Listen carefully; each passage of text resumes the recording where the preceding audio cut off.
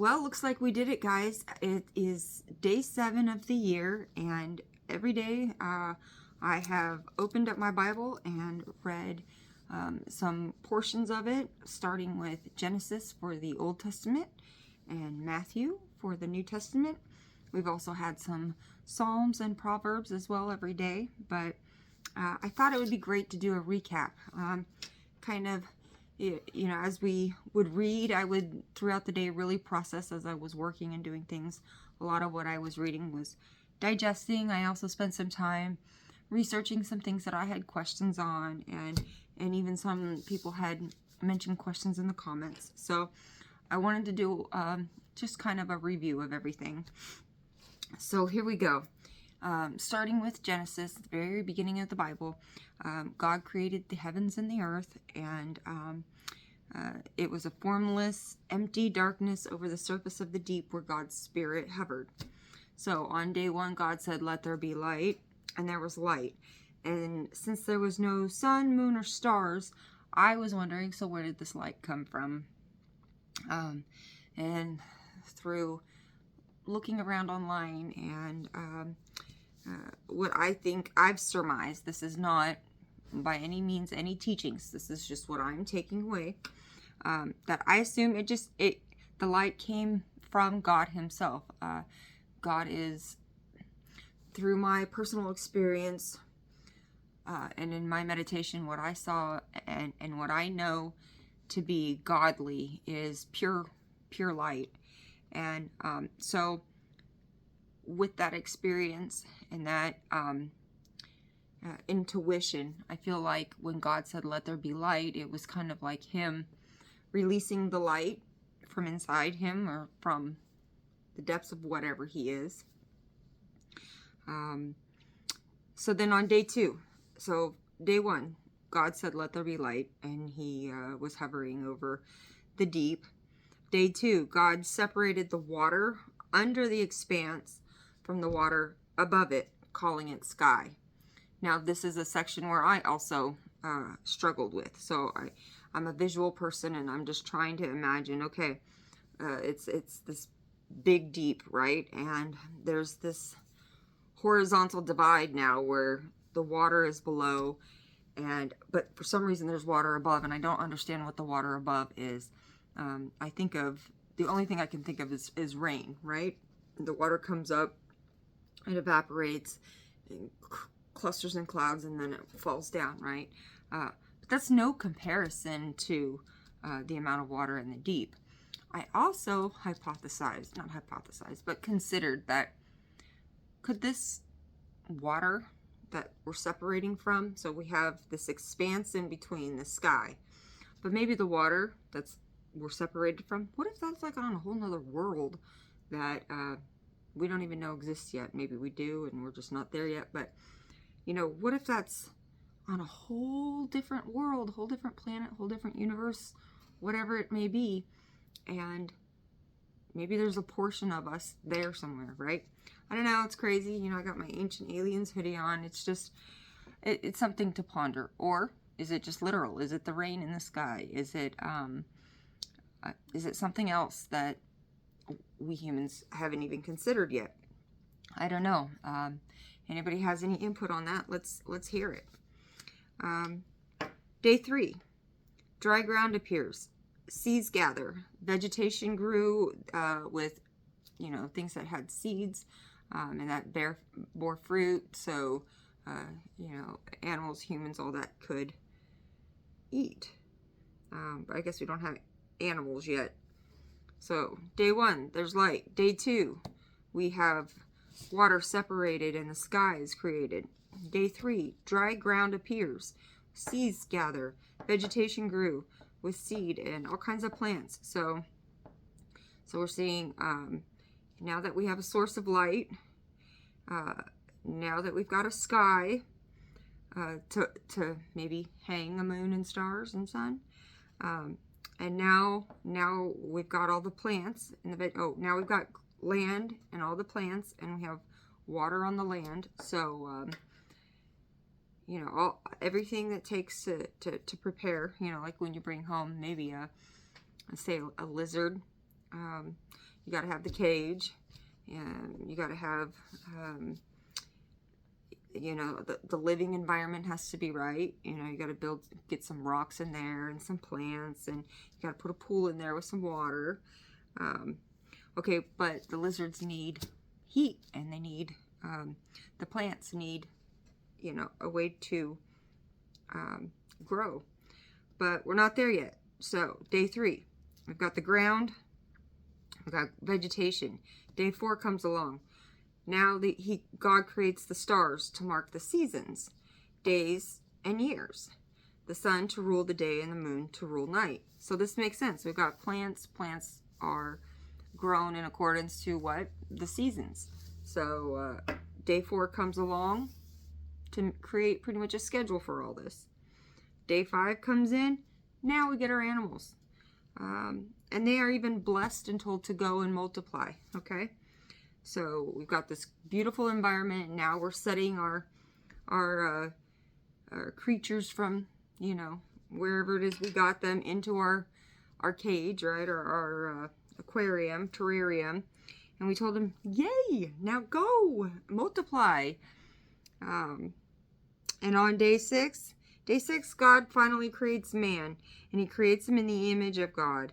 And he gives, you know, man domain over all of these things that this terrarium that he built, pretty much, right? That we call Earth. So God cannot be personified in probably just any one person. In fact, he creates man in the image of him. I think God is not a human. He's not able to be personified. So he uses people, I think, to express himself and his love. And people, I believe, are his. This is not written anywhere. This is me. I believe people are just opportunities for God to express his love and his light. And I think that's one of the reasons why he wants us to multiply, so that he can express himself in as many ways as possible. Again, this is just my interpretation so far. And finally, on day 7, God rests from all his creations. And now, you know, when we go back and consider all the things that he just created, we got light, we got separating the big expanse, the ocean and the sky. We have day 3, we have the dry grounds and seeds gathering and vegetation growing. Day 4, the stars, the sun and the moon. Day 5, the animals. Day 6, humans. Now, I would surmise that all these things are very grand accomplishments, and they do not actually take one day to happen. I'm thinking that one day is an equivalent to probably many years. And so if we look at it that way, and we look at God working many, many years times 6, now, day 7, God wants to rest from all his creations. And I can imagine that amount of time would also be lengthy. But then again, am I wrong? Is a day in the Bible? You know, when we hear about everybody living for hundreds of years, does that also mean that the time frames, as in day 1, day 2, day 3, are those also skewed? Do we need conversions for that? Who knows? I don't know. I'm asking you. So we move into Genesis 2:10. A river watering the garden flowed from Eden, is separated into 4 rivers: the Tigris, Euphrates, Pishon, and Gihon.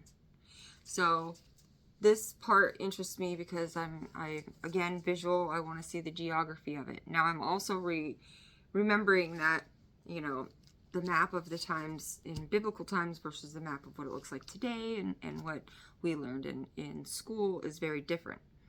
It's also important to note that, you know, there are fault lines out in this side of the world, and earthquakes have changed the geographical layout of the countries, and so it's very difficult to really pinpoint where the Pishon and the Gihon rivers are. We know where Tigris and Euphrates are. It's the other two that have been up for debate.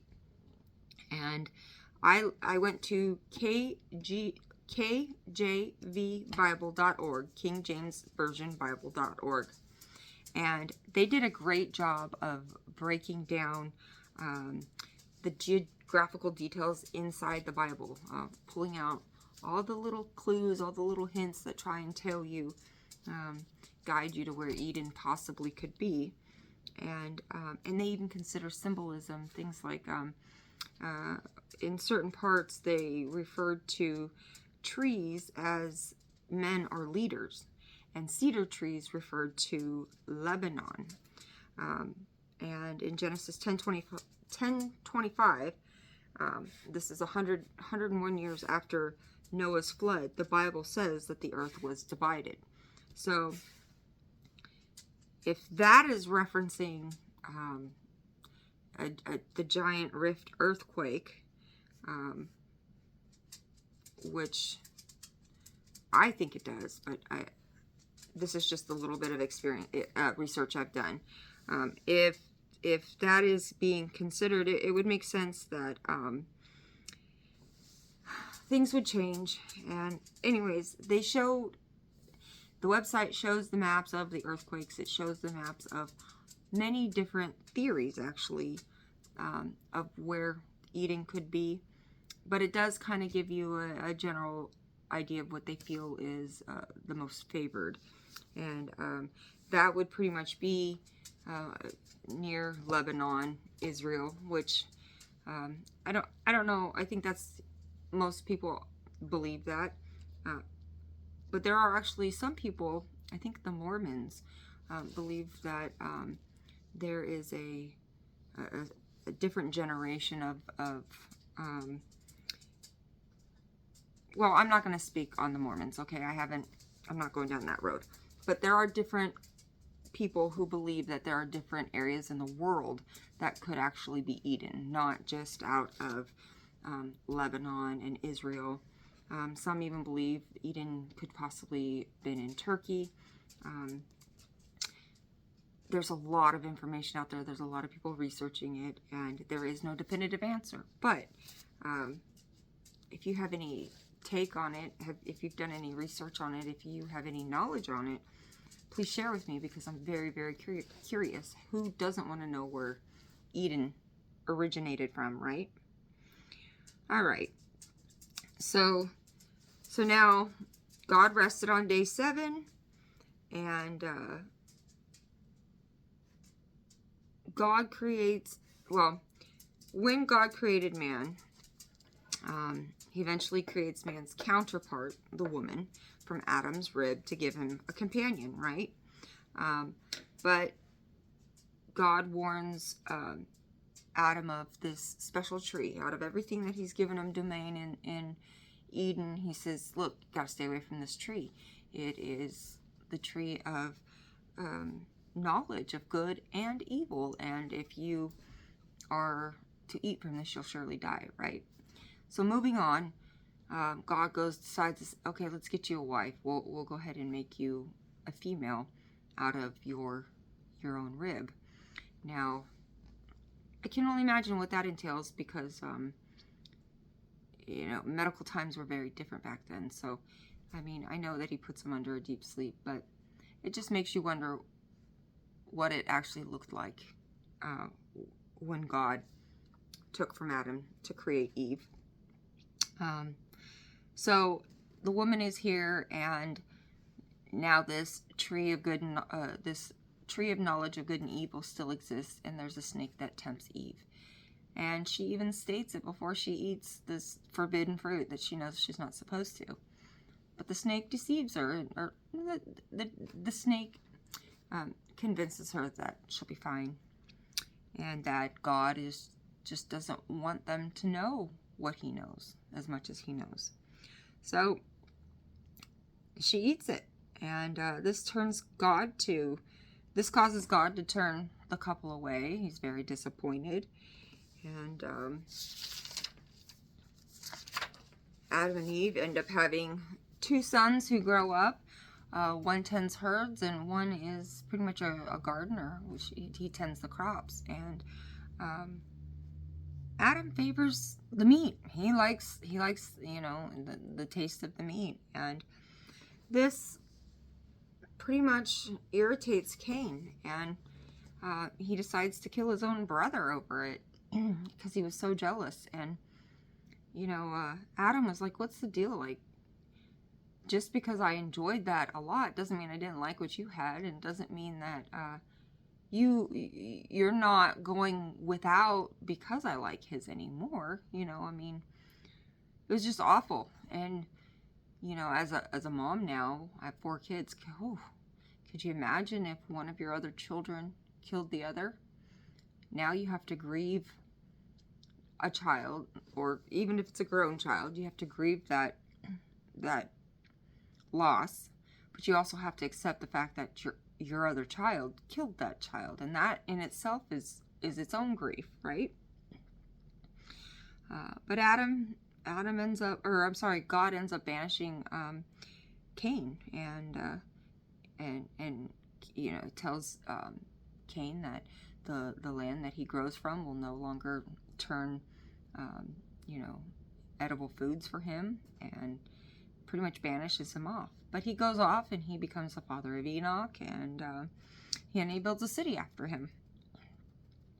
But Adam and Eve do end up having another child, Seth, and Seth is kind of like a replacement for losing Abel. I felt like, there is no replacement, and I feel it's kind of weird because they actually pretty much use those words in the Bible. But it is nice that, that they get to experience that love again. But Adam and Eve do go on to have a whole lot more children because they're populating the earth, right? As well as Seth and Cain.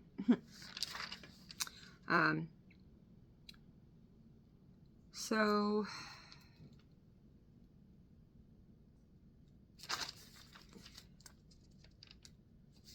now, so far, this is everything. This is all Genesis, right?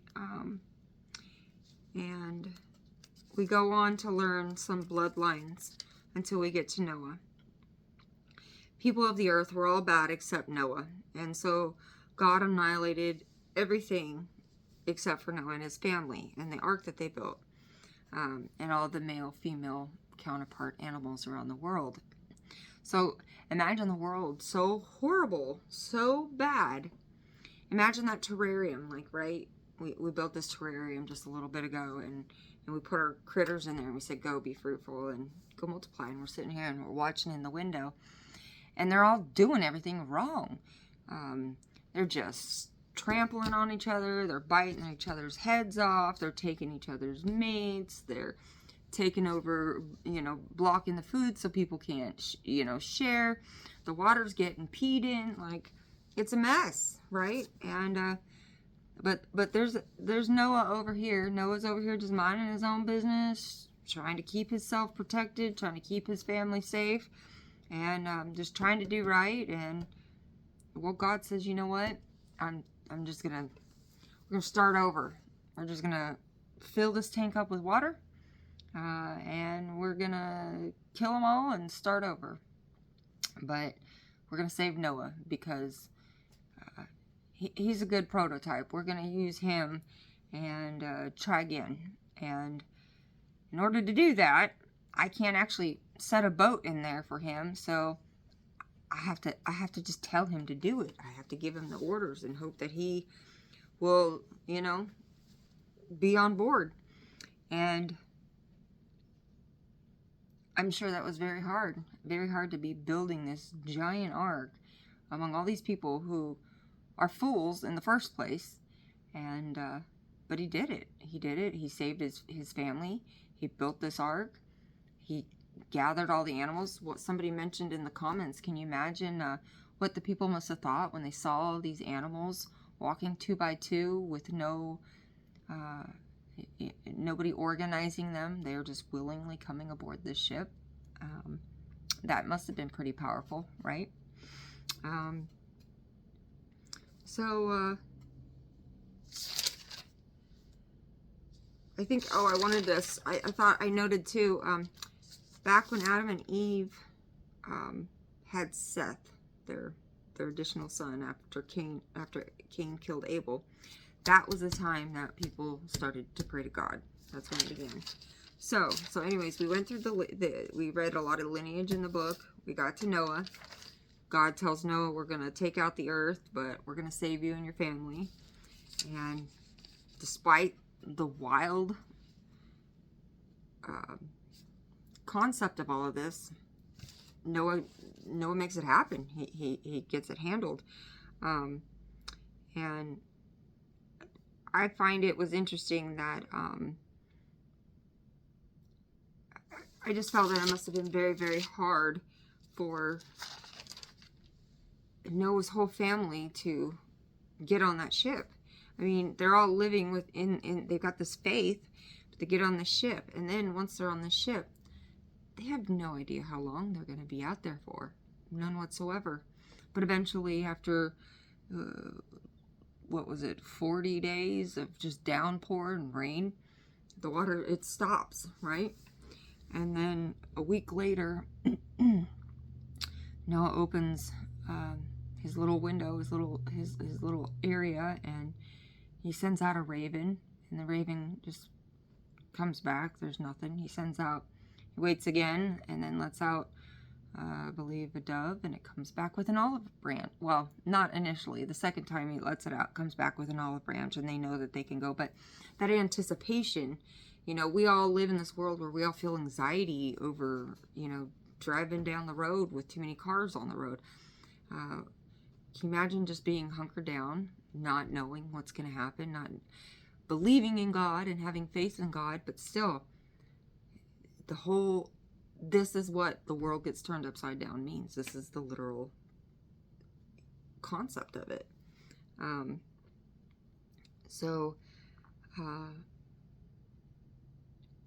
They survive, they get through it, and once they get on land, they start building again, and Noah ends up growing a vineyard. And Noah ends up getting drunk on his own wine. And Noah has 3 sons that he survived this flood and building the ark and all of this transition with. And his youngest son walks in on him, drunk, passed out, and naked. And the son, instead of being respectful, covering him up, he goes back outside the tent and tells the brothers, hey, Dad's in there. He's drunk. He's all exposed. And the brothers, the older 2, they take a blanket and they go in backwards into the tent.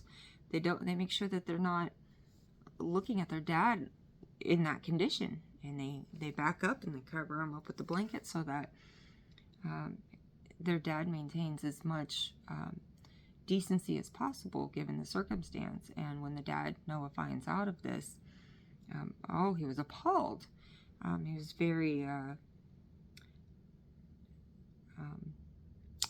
just very appalled and hurt by his son, and ends up banishing him away,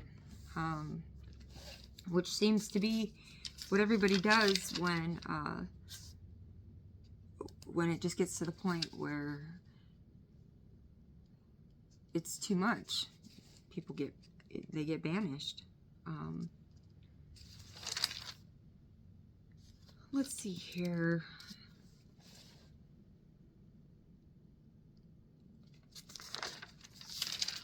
Now, this was pretty much covering over Genesis. I wanted to hop back and discuss a little bit about Matthew.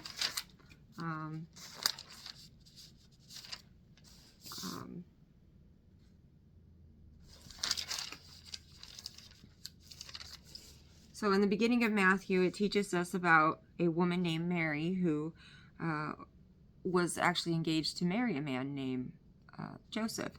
And she became pregnant by God's child, and she was a virgin. And Joseph was preparing a life, he was doing all the things that he needed to do to get him set up to be married to Mary. And, I'm sure this came as very devastating news to hear that the woman he loved and was preparing his life for was now pregnant. But despite how awful that may feel or be, he was going to be respectful and quietly divorce her. But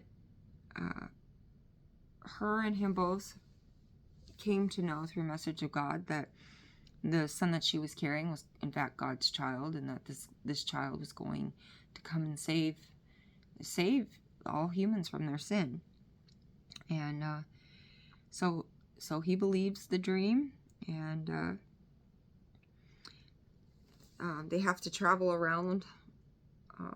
Well, no, that was after they had the baby. So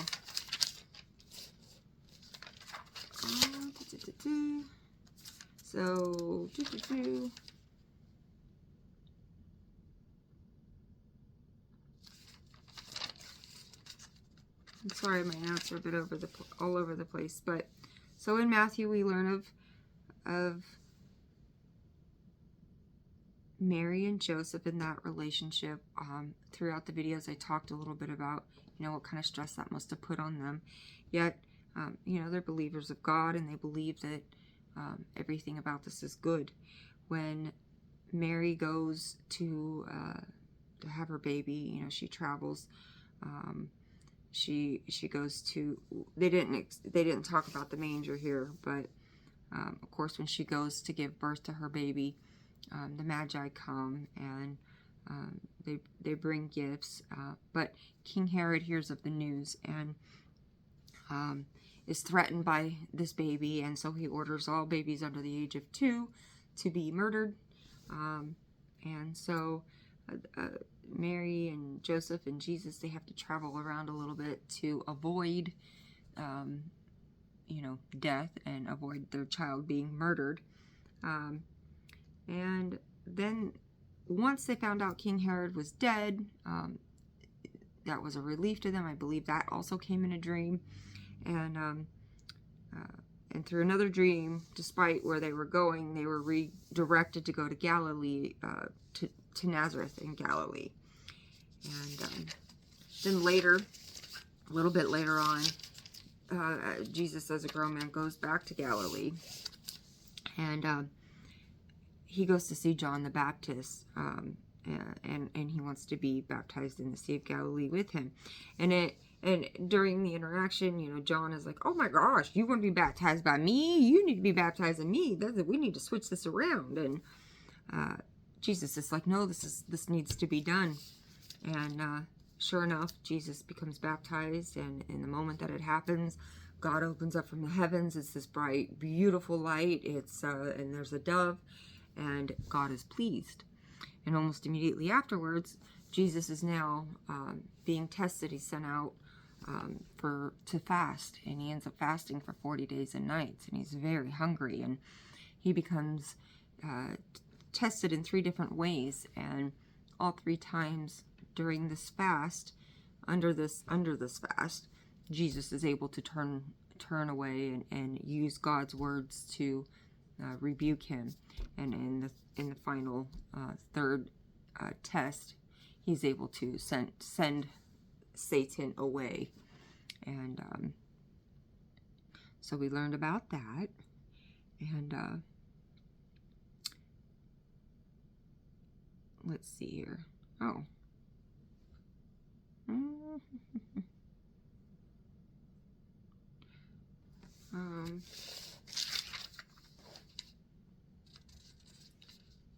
I think we should go back to, I guess, Genesis, because, well, no, sorry. I'll finish up here. And we also learned, see, Matthew goes around and it kind of gives us different rules, different laws, right? And we learned things like the Lord's Prayer. That was important to me, because prayer comes up. I don't pray for all the time, and it's just because praying out loud is not a habit for me. Praying is very personal for me. When I pray, it's inside, and it's between me and God, right? And so I found it very nice that the Bible actually tells you how to pray. It gives you the Lord's Prayer, which we probably have all heard that, but have we really paid attention to it? And you know, of course, sometimes we need to pray more specifically, but the Bible also tells you not to ramble. It tells you to be, you know, be precise. Tell me what you need. Pray for it. But yes, so I feel like I'm jumping around here. I need to go back to Genesis because it was getting into Abraham and his wife, Sarah. And back when the world had one language, which I took that to mean that men had like very little perspective of the world, and even maybe lacked critical thinking skills. Everybody thought that in order to get to the kingdom of heaven, let's just build upward, right? Everyone, they didn't think that spreading out was the answer. They thought going up was the answer. And they also all spoke one language. And so God was not pleased with this. He did not like what they were doing. And so he threw in a little monkey wrench and confused everybody's language so that they had to disperse and they had to go and mingle and populate the earth, right? I mean, that's what he wanted them to do. But we go on to meet Abraham and his beautiful wife Sarai, and when they travel into Egypt, they are worried that once the Pharaoh sees Abram's beautiful wife, that he's going to just kill the husband, make Sarai a widow, and therefore can be remarried, right?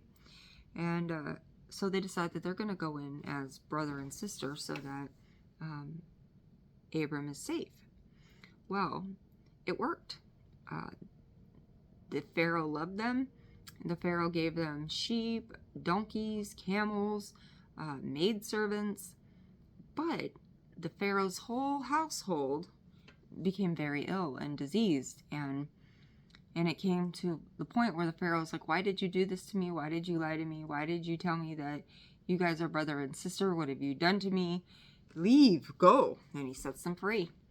At first I was like, why did they even bother lying? I mean, they gave him all these things, and despite lying, they set him free anyway. So were they really going to hurt him to begin with? But it took some processing to realize that it was the fear of God. You know, they realized it was Abram and Sarai's God that did this to them, and so he wanted no part of it. So Abram ended up going to battle to rescue his nephew who was captured, Lot. And in doing so, the politics of it all, the king of Solomon offered lots of rewards to Abram for his success in the battle.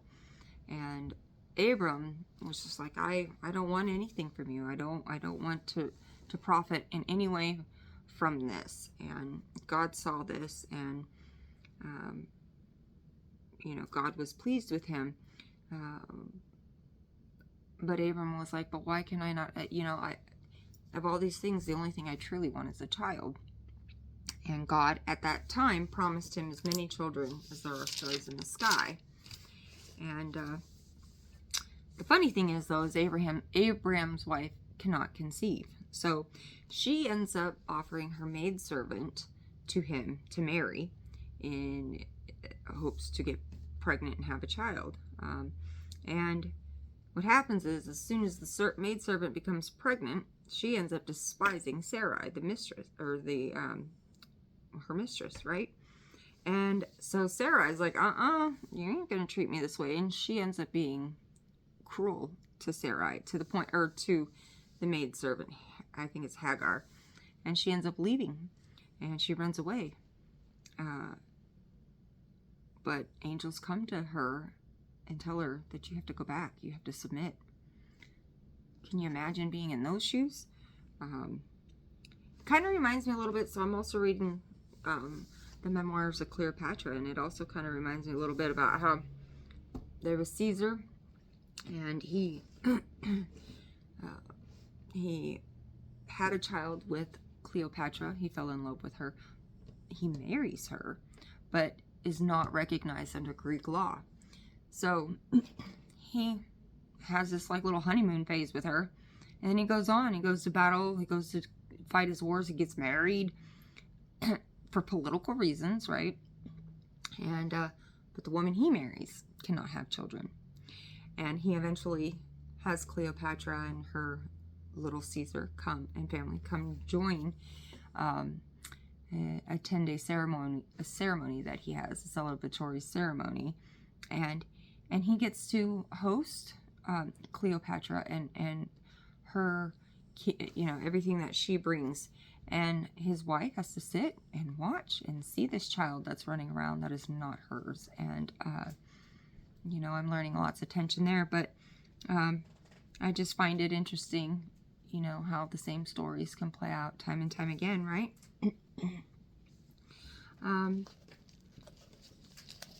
Let's see here. So the maidservant ends up having his son, and Abram gets renamed Abraham by God, and is told that they're making a covenant, and a sign of their new covenant is going to be a form called circumcision. And this was like, what the crap? Okay, so now he says that you have to take yourself and all men in your household, your servants, your relatives, everybody that is a man, and they have to become circumcised, and generations going forward, right? I was trying to look at this as, are these people going, holy crap, this is like a weird thing, I've never heard of this, why would I want to do this? Are they protesting it? But turns out, no. On phoenixseminary.edu, I spent some time learning that circumcision predates the birth of Jesus Christ by many millennia, actually.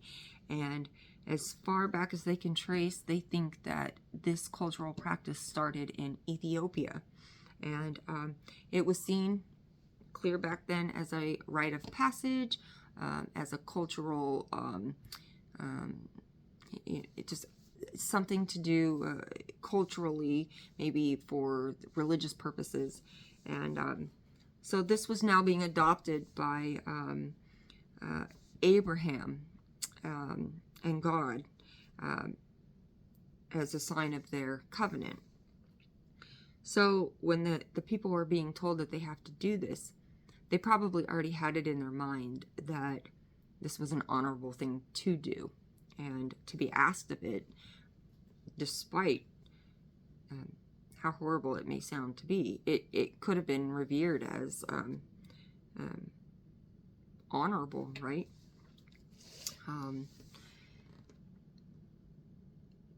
So now Sarai, okay, so Sarai's maidservant had a baby with Abraham. Sarai she gets renamed Sarah by God. And God tells her, this is later on down the road, God tells her that she now will conceive. And she laughs. And this is because she's known her entire life she's never been able to have a child. Nothing's going to change now, right? And the fact that God says that is almost a joke to her. But he calls her out on it. He's like, why would you laugh at that? And she was embarrassed and ashamed, and she lies. She said, I did not. So she lies to God. I know I jumped around a lot, and it's hard because we're doing both New Testament, Old Testament. My notes are kind of all over the place, but I think that pretty much sums up the first 7 days of reading that we got here. We did have some Proverbs and some Psalms. I want to say that Proverbs 2, 1 through 5 really got to me, and that was read today. Yesterday I was talking to a friend, Patricia, who's watching me on here, telling her that I almost feel like Indiana Jones, like I have so many questions, and when I was a kid it was just to read the Bible, but now that I'm older, I'm hungry for geography. I'm hungry for I want to know other cultures. I want to know so much more context around this, not to mention my own personal experiences that are driving me to this. It's just making me feel like this is such an adventure and such a fun thing to explore.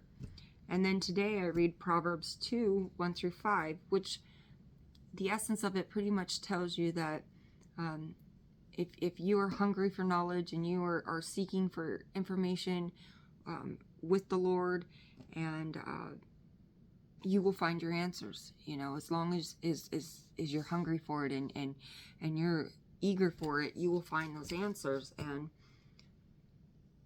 through the biggest turmoil of my life that I thought I would never get answers to, they came. I got them, and I searched for them, and I seeked for them. And now I have so many more questions. But now that those questions are answered, I have so many more questions, and that's what this whole process is about.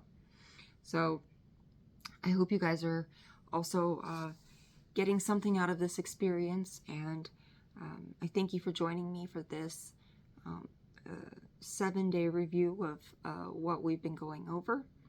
And I look forward to starting another week with you all. Have a good evening, and I'll see you tomorrow, January 8th.